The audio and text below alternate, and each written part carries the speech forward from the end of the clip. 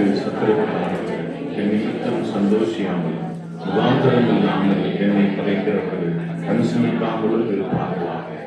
அவர்கள் சமாதானமாய் பேசாமல் தேசத்திலே அமைதியாய் இருக்கிறவர்களுக்கு விரோதமாய் வஞ்சகமான காரியங்களை கருதுகிறார்கள்.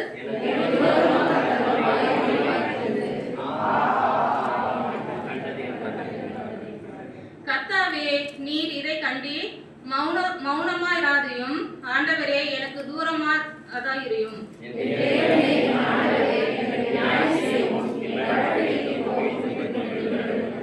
என் தேவனாகிய கர்த்தாவே, உம்முடைய நீதியின்படி என்னை நியாயம் விசாரியும். என்னை குறித்து அவர்களை மகிழ் வெட்டாதிரும்.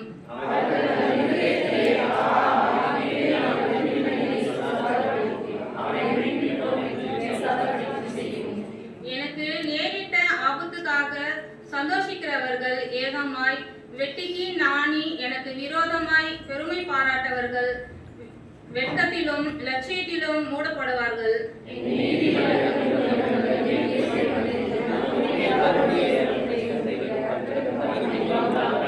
அனைவரும் சேர்ந்து வாசிப்போம்.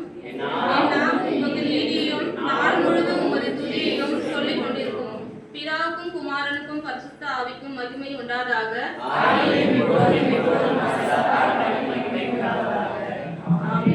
தொடர்ந்து நின்ற வண்ணமாகவே இந்த நாளுக்குரிய நற்செய்தி பாடத்தை நாம் படிக்க கேட்கலாம்.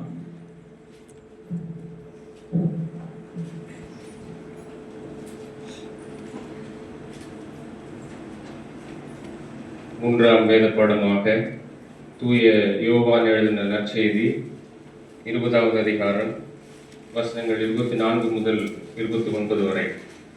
தூய யோவான் எழுதின நற்செய்தி 20வது அதிகாரம் வசனங்கள் 24 முதல் 29 வரை.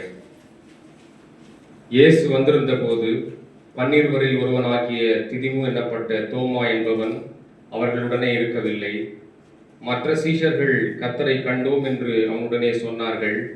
அதற்கு அவன், அவருடைய கைகளில் ஆணிகளால் உண்டான காயத்தை நான் கண்டு அந்த காயத்திலே என் விரலை இட்டு என் கையை அவருடைய விலாவிலே போட்டால் ஒழிய விசுவாசிக்க மாட்டேன் என்றார். மறுபடியும் 8 நாளைக்கு பின்பு அவருடைய சீஷர்கள் வீட்டுக்குள்ளே இருந்தார்கள். தோமாவும் அவர்களுடனே கூட இருந்தான். கதவுகள் பூட்டப்பட்டிருந்தது. அப்பொழுது இயேசு வந்து நடுவே நின்று, உங்களுக்கு சமாதானம் என்றார். பின்பு அவர் தோமாவை நோக்கி, நீ உன் விரலை இங்கே நீட்டி என் கைகளை பார், உன் கையை நீட்டி என் விலாவிலே போடு, அவிசுவாசியாயிராமல் விசுவாசியாயிரு என்றார். தோமா அவருக்கு பிரதியுத்தரமாக, என் ஆண்டவரே, என் தேவனே என்றான். அதற்கு இயேசு, தோமாவே, நீ என்னை கண்டதினாலே விசுவாசித்தாய், காணாதிருந்தும் விசுவாசிக்கிறவர்கள் பாக்கியவான்கள் என்றார். பாட முடிந்தது. இயேசுவே உமக்கு ஸ்தோத்திரம் உண்டாவதாக. ஆமென்.